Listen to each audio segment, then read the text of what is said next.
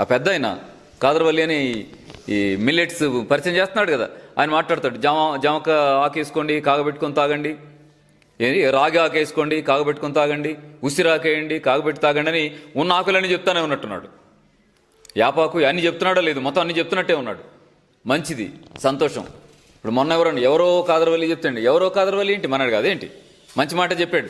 హాయిగా తాగేయండి, జామాకేయండి, కాగబెట్టండి, జామాకు తీసేయండి, తీసేసిన తర్వాత ఏం చేయండి అంటే కొంచెం తేనెను నిమ్మరసం పిండండి. ఏమనండి? జామ టీ అనండి. ఏంటమ్మా అంటారు. అన్నయ్య గారు వచ్చారా, కూర్చోండి, ఇప్పుడు టీ తెస్తానండి, లోపలికి వెళ్ళి ఈ గ్లాస్ ముందు పెట్టండి. పెడితే ఆయన అంటాడు, ఇదేంటమ్మా జామ టీ అండి అనండి. జామ టీయా ఏంటో అని తాగి భలే బాగుందమ్మా అంటాడు. ఇంటికి వెళ్ళి చెప్తాడు, జామ టీ ఏట నువ్వు కూడా అడిగి నేర్చుకో అని. ఏమీ లేవు ఇంట్లో, ఏం లేవు, ఏం చేయండి, నీళ్లు కాగబెట్టండి. కాగబెట్టేసి కప్పులో పోసి ఏం చేయండి అంటే కొంచెం తేనేసి 2 చుక్కలు నిమ్మరసం పిండి ఇట్టని తీసుకెళ్ళి అక్కడ పెట్టండి. ఏంటమ్మా అంటే టీ అండి అనండి. నీళ్ళండి అనకండి, టీ అండి అనండి. ఏంటి అమ్మా అంటే లెమన్ టీ అనండి. నిమ్మకాయ పిండారుగా, లెమన్ టీ. కొంచెం తులసాకి వేసి కాగబెట్టండి, తులసి టీ. పుదీనా వేసి కాగబెట్టండి, పుదీనా టీ. కొత్తిమీర వేసి కాగబెట్టండి, కొత్తిమీర టీ. దొడ్లో ఏం చెట్లు ఉన్నాయో ఏదో ఒకటి ఆకు తెచ్చి వేయండి, కాగబెట్టండి, అది టీ అనండి, తేనె నిమ్మరసం కలిపి. ఆయనకి హెల్త్కి మేలు చేస్తుంది ఈ టీ. అలవాటు పోద్ది. కొత్త రకం టీ, ఖర్చు లేని టీ, అద్భుతమైన టీ. ఇంతకంటే ఏం కావాలి? అందుకే మన సమాజం అంతా కాదరవల్లి గారికి మంచిగా నమస్కారం అండి కాదరవల్లి గారని చెప్పాల్సిందే. అంతే, భలే మంచి మేలు చేశాడు. ఏ టీ ఉంటే ఆ టీ కాసేయమ్మా, అదే టీ. కానీ ఈ కాఫీ పొడులు, టీ పొడులతో టీ గాయకు, మంచిది కాదు. ఓకే నాన్న? టీ వేడివేడిగా తాగితే ఆయాసం ఉన్న వాళ్ళకి ఎంత బాగుంటుంది, జలుబు ఉన్న వాళ్ళకి, సైనస్ ఉన్న వాళ్ళకి ఎంత రిలీఫ్ ఉంటుంది. మరి దాన్ని వదిలేయాలా? ఎందుకు వదిలేయాలి టీని? ఈ టీలు తయారు చేసుకోండి. ఆకుకొక టీ తయారు చేసి తాగి అమ్మయ్య భలే బాగుందని అడ్జస్ట్ అవ్వండి. ఓకేనా? ఈ తలనొప్పి తేవు, ఇది అలవాటు అయిపోయింది, వదిలిపెట్టలేము ఎలా అనేది ఏమి ఉండదు. తాగితే తాగుతాం, లేకపోతే వదిలేస్తాం. టీ కాఫీలు అనేవి నికోటిన్ లాంటి స్లో పాయిజన్స్ ఉన్నటువంటి ఆహారాలు కాబట్టి అలాంటి వాటి జోలికి వెళ్ళడం అనేది మంచిది కాదు. అవి నరాలని బాగా వీక్ చేస్తాయి, అది మంచిది కాదు. 1. 2, పాలు మంచివి కావు అనేటువంటి మీ యాంగిల్ కూడా రైటే. ఆ పాలు ఎందుకు మంచి కావు అంటే పాలు మంచివి కాదు, పాలు చాలా మంచి. పాలు చాలా మంచి, చిన్నపిల్లలకు పాలు అమృతం లాంటి. పాలు ఎందుకు మంచి కావు? కానీ పాలలో 2 సమస్యలు ఉన్నాయి. 1, పాలని అరిగించుకునేటువంటి ఎంజైమ్స్ మనిషికి 12-13 సంవత్సరాల లోపు మాత్రమే బాగా ఉత్పత్తి అవుతాయి. ఆ తర్వాత నుంచి ఏమవుతాయంటే పాలను అరిగించే ఎంజైమ్స్ జీర్ణకోశంలో ఊరటం అనేటువంటి తగ్గిపోతుంది. తగ్గిపోయి 25 ఏళ్ళు వచ్చేసరికి అది 10%, 5% తప్ప ఉత్పత్తే ఉండదు. అలాంటప్పుడు నువ్వు గ్లాసులు పాలు తాగితే అరగొద్దు. అది అరక్కపోగా ఫైబర్ లేదుగా, మోషన్ ఫ్రీ కాకుండా పోతుంది. అంతకంటే ఏమవుద్ది? అరక్క ఒక్కోసారి పాలు తాగి విరోచనాలు అయిన వాళ్ళు ఉంటారు. ఏనండి మీరు పాలు తాగితే విరోచనాలు అయినాయి సార్ అంటారు. అంటే అరిగించుకోలేక నెట్టేసింది, ఆముదం తాగితే విరోచనాలు అయినట్టు. అర్థమైందా? కాబట్టి పెద్దవాళ్ళు పాలు తాగకపోవడం మంచిది. కాబట్టి పాలు కలిపిన టీ పాలు కూడా మంచిది కాదు కదంటే అవును, మంచిది కాదు. 2వది ఎక్కడుంది సమస్య? చిన్నపిల్లలకు మంచిది అని చెప్పిన పాలు పాకెట్ పాలే అయితే చిన్నాళ్ళకి మంచిది కాదు, పెద్దవాళ్ళకి మంచిది కాదు. ఒక్క మాటలో ముగిస్తాం దాన్ని. ఎందుకంటే ఆ పాల ప్యాకెట్లు పాలు కావుగా, అందరికీ తెలుసు. ఏం పెట్టి తయారు చేస్తున్నారో చేసే వాళ్ళందరికీ తెలుసు, మనకి తెలియదు. మనం చెప్పుకోవాలి వద్దు బ్రదర్ అని. ఎందుకంటే ఆంధ్రప్రదేశ్, తెలంగాణ 2 రాష్ట్రాల్లో 25 లీటర్లు ఇస్తుంటే పాలు ఆవులు కలిపి వీళ్ళు 100 లీటర్ల పొట్లాలు గిట్టి అమ్ముతున్నారు కదా. మిగతా 75 లీటర్లు ఎక్కడి? ఏమో ఏం పెట్టి తయారు చేస్తున్నారో. పాలవంచ కాదు, అది ఎవరది? అసరావుపేటలో పట్టుబడ్డ పాల ఫ్యాక్టరీలో ఏం దొరికింది? యూరియా కట్టలు కదా దొరికింది, సర్ఫ్ ప్యాకెట్ కదా దొరికింది, డిటర్జెంట్ సబ్బులు కదా దొరికింది. డ్రమ్ములు పాలు తయారు చేసి పాల ఫ్యాక్టరీలకు వేస్తున్నారట. పబ్లిక్గా పట్టుకున్నారు, ఫోటోలతో సహా పేపర్లో వచ్చినాయి కదా. ఎందుకు వచ్చిన పాల ప్యాకెట్లు? వదిలేయండి సార్.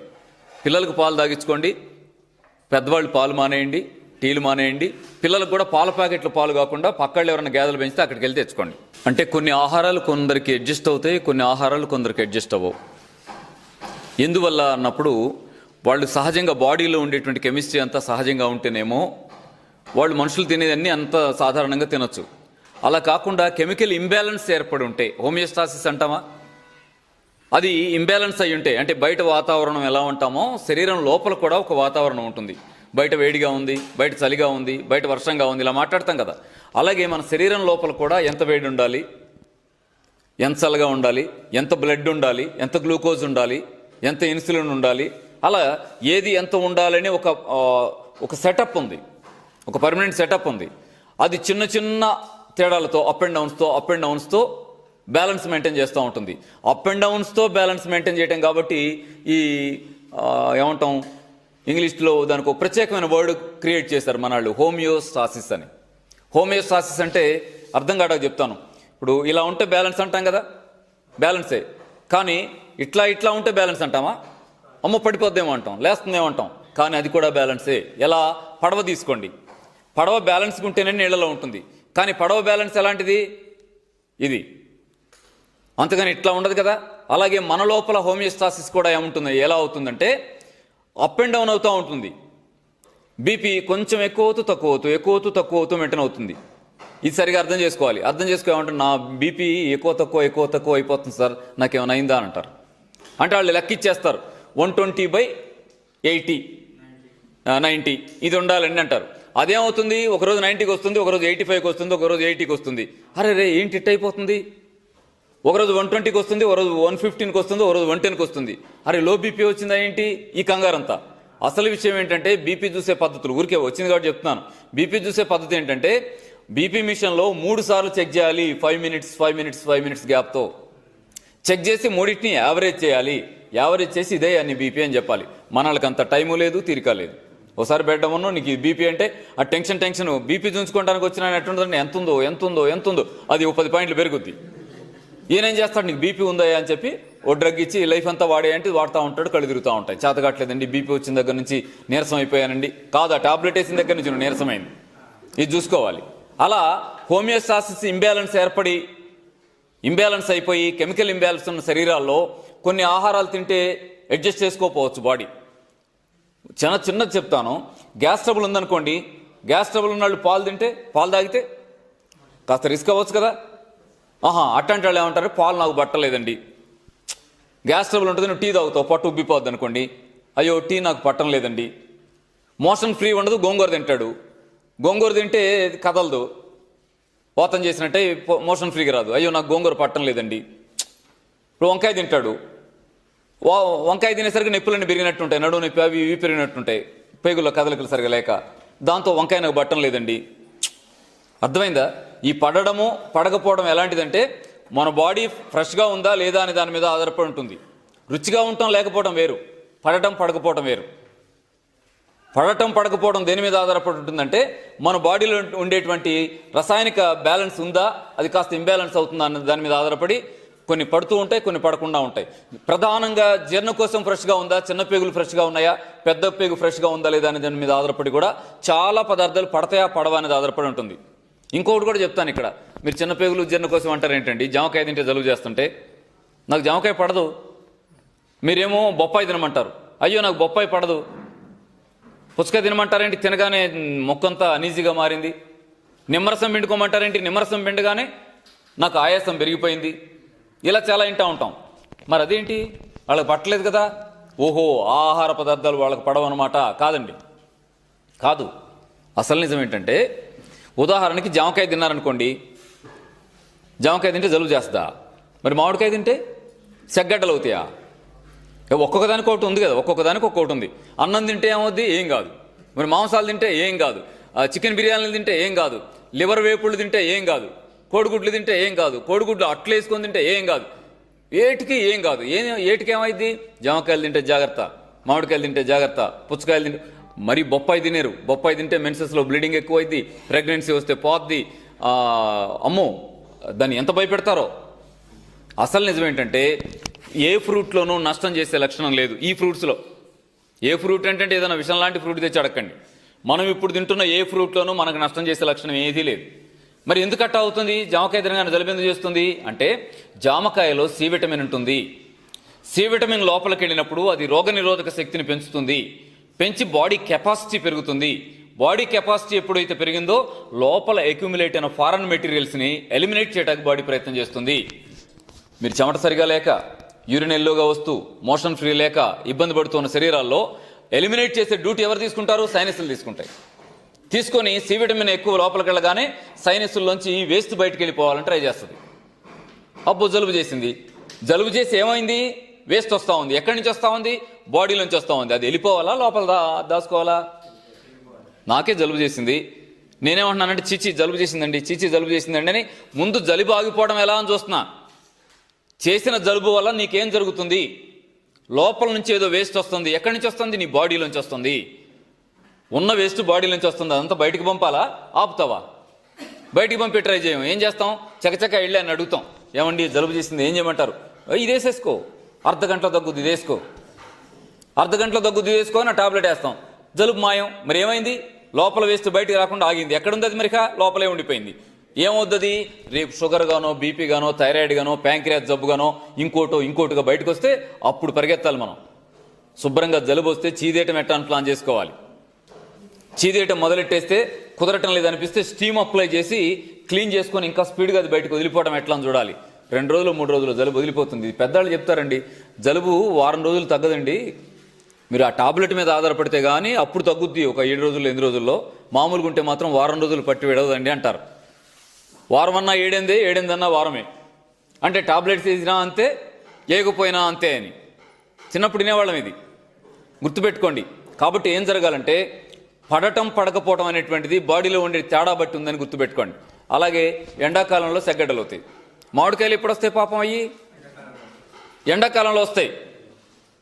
మన సృష్టికర్త ఏమని సృష్టించాడంటే, ఎండాకాలంలో ఎనర్జీ ఎక్కువ కావాలరా బాబు, హాయిగా మామిడి పళ్ళు పెడుతున్నా కానీ తినండి రా అని పెట్టాడు ఆయన. మనం ఏమంటాం? మామిడికాయలు తినేరు, గడ్డలు వస్తాయి. మామిడికాయలు తింటే కాదు గడ్డలు వచ్చింది, ఎండాకాలం నీళ్లు సరిగా దాకపోతే ఒంట్లో వాటర్ తగ్గిపోయి హీట్ ఎక్కువ ఫామ్ అయితే, హీట్ ఎక్కడి నుంచి ఫామ్ అవుద్ది? పైనుంచి ఎండ వల్ల ఫామ్ అవుద్ది.